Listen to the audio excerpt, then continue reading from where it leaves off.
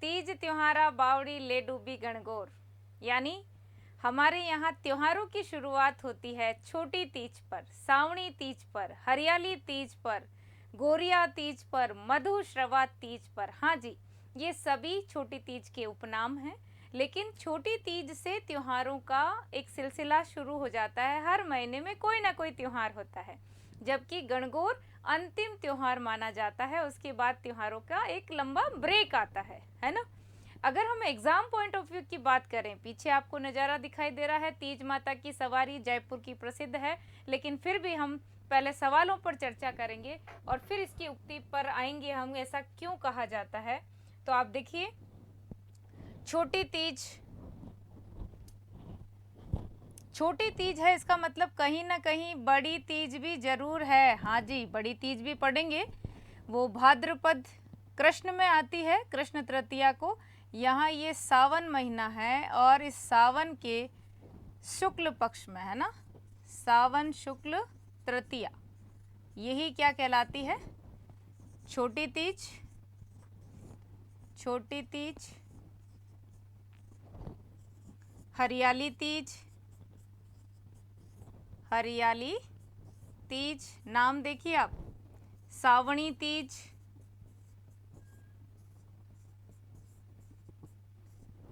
गोरिया तीज,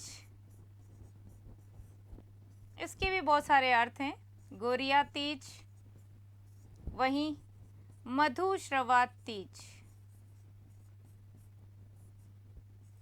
ये इसके उपनाम हैं।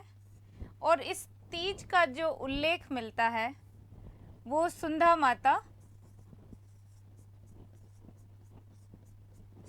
माता शिलालेख में मिलता है। ठीक है, हम पहले एग्जाम पॉइंट ऑफ व्यू की बात कर रहे हैं। सुंधा माता शिलालेख में सावणी तीज, छोटी तीज का उल्लेख हमें मिल रहा है। छोटी तीज है तो कहीं ना कहीं बड़ी भी है, बिल्कुल भादवे महीने की जो तीज आएगी कृष्ण पक्ष की, वो बड़ी कहलाएगी। ये इसके नाम हो गए। यहाँ उक्ति है, आज सिंझारा तड़के तीज, तड़के तीज, छोरियां ने लेगी पीर। देखो, इसको भी समझेंगे। वहीं दूसरी बात हम क्या समझेंगे,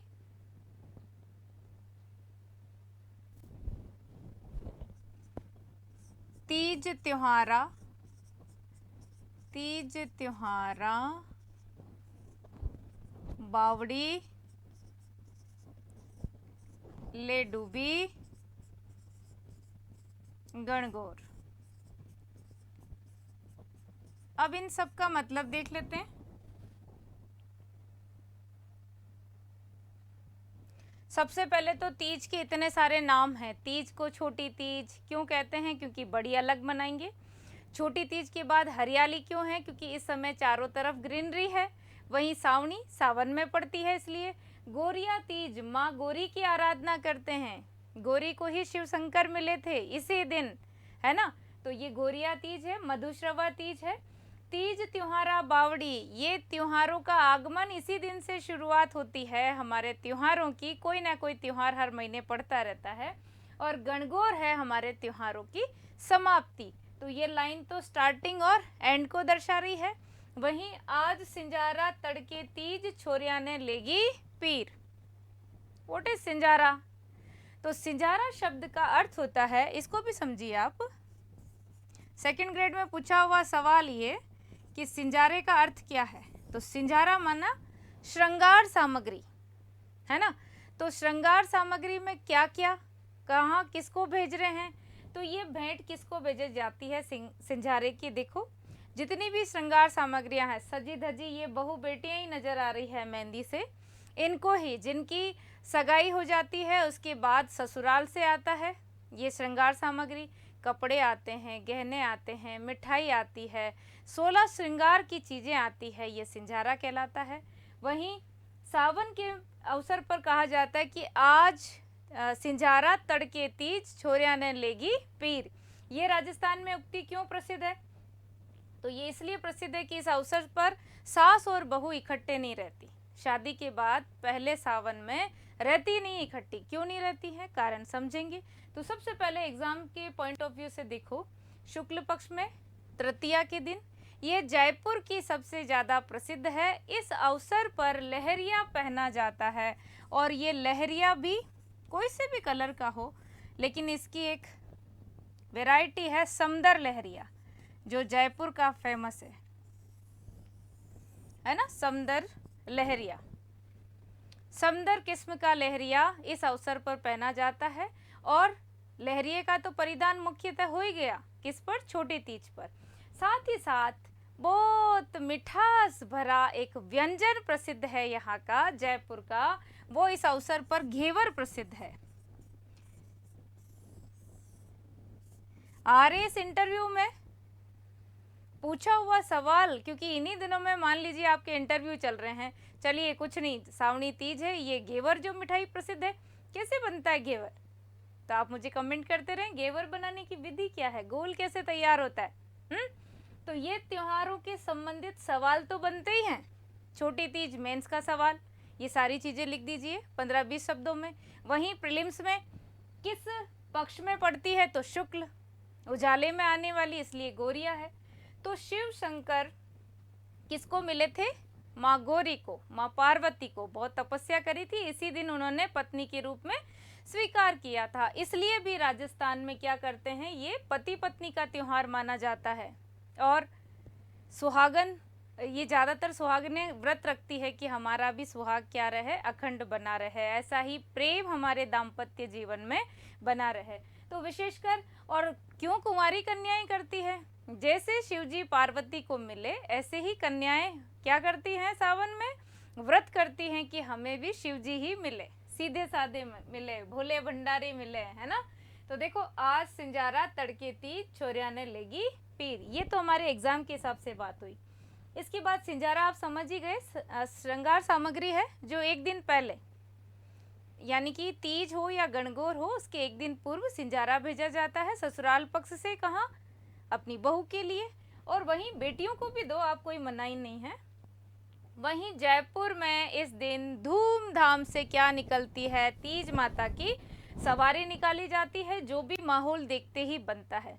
एक लंबे समय के बाद, यानी कि ग्रीष्म ऋतु के बाद, जब आषाढ़ का महीना लगता है, चारों ओर बारिश होती है और उसका परिणाम किस में होता है, चारों तरफ ग्रीनरी होती है। तो सावन का महीना क्यों ऐसा माना जाता है, लहरिया पहनने का मतलब क्या है, चारों तरफ प्रकृति उमंग में हिलोरे मार रही है ना, लहरा रही है। इस समय कोई नेगेटिविटी नहीं है, चारों तरफ आप देखो हर्षोल्लास है। ऐसे अवसर पर हर मनुष्य का, क्योंकि ये पंच तत्व का बना हुआ शरीर इस प्रकृति से जरूर क्या रहता है, अटैच रहता है, तो फर्क पड़ता ही पड़ता है। मन खुश, चारों तरफ प्रकृति खुश, हम खुश, ये प्रकृति से जुड़े हुए त्योहार हैं। तो इस समय क्या है, चारों तरफ हरियाली को देख के मन एकदम खुश होता है, लहर होती है, उठती है, उमंगों की, उल्लास की, नई शक्ति का संचार होता है। तो ये लहरिया इस चीज का प्रतीक है। समदर लहरिया, समुद्र की लहरों के समान जो डिजाइन बनी है वो समदर लहरिया है, जयपुर का प्रसिद्ध है। छोटी तीज की सवारी निकलती है इस समय, जयपुर की बहुत प्रसिद्ध है। मिठाई में घेवर प्रसिद्ध है। तो जो हम ग्रीष्म ऋतु में एक नीरसतापूर्ण जीवन था, जहाँ कहीं त्योहार भी नहीं है, ऊपर से दिन इतने बड़े बड़े, तो अब जाकर के ये क्या है, प्रकृति ऐसी चारों तरफ हरियाली युक्त हुई है, तो वहाँ मन में भी अपने आप विचारों का एक चेंज होता है। फिर क्यों कहते हैं ऐसे, इस समय देखो मन झूले भी खाता है, जिसको अपन राजस्थान में बोलते हैं, झूले को बोलते हैं हिंडा, है ना। जगह जगह झूले डाले जाते हैं, झूलती है महिलाएं जो शादीशुदा है और पहली बार क्या आई हैं, पियर आई हैं, क्योंकि सास बहू इकट्ठी नहीं रहती। इसका कारण ये है, ऐसा कोई विशेष कारण नहीं, सास बहू इकट्ठी रह जाए तो कोई ऐसा पहाड़ नहीं टूट रहा, पर आप देखो भाई, अभी अभी शादी हुई है ना, और इस समय प्रकृति कैसी है, अपने नेचर वाइज कैसी है, उमंग में है, उल्लास में है। यानी हर व्यक्ति चाहता है स्वच्छंद तरीके से घूमे। आप सब लोग भी पिकनिक पे जाते हो, अच्छी घटाएं जब दिखती है, अच्छी ग्रीनरी दिखती है तो रुक करके देखते हो। तो बहू बेचारी ऑल टाइम घूंघट में ही क्यों रहे, उसका भी मन करता है। तो कहीं अपनी चंचल होता है, इस समय मनुष्य का मन चंचल प्रवृत्ति में आ जाता है। इस चंचलता में कहीं ऐसा व्यवहार ना हो जाए कि सास को पहली बार तो बहुत बन ठन के रखना पड़ता है, भाई घूंघट भी है, खाने में भी एक लहजा है, बोलने में, पीने में, चलने में, सब में एक लहजा दिखता है। वो लहजा कहीं ऐसा नहीं हो कि मैं खुश हूँ और कुछ ऐसा कर बैठूं कि मेरे इस व्यवहार से मेरी सास का दिल दुख जाए। तो कोई नहीं, इस प्रकृति के त्योहार को तो पियर में खुल के मनाएंगे। तो जैसे चारों तरफ प्रकृति में हरियाली है, ऐसे ही बेटी के आगमन पर पियर में भी बहुत खुशी होती है। उनके सच्ची हरियाली तो तब होती है जब उनके घर में बेटी का आगमन होता है। तो ये ऐसे साथ नहीं रहने का ये कारण भी है कि एक बार पियर में लंबे समय के लिए रुक जाए। कौन छोड़ता है? जिसका एक ही शहर में है वो तो सुबह जाओ और शाम को ले आओ।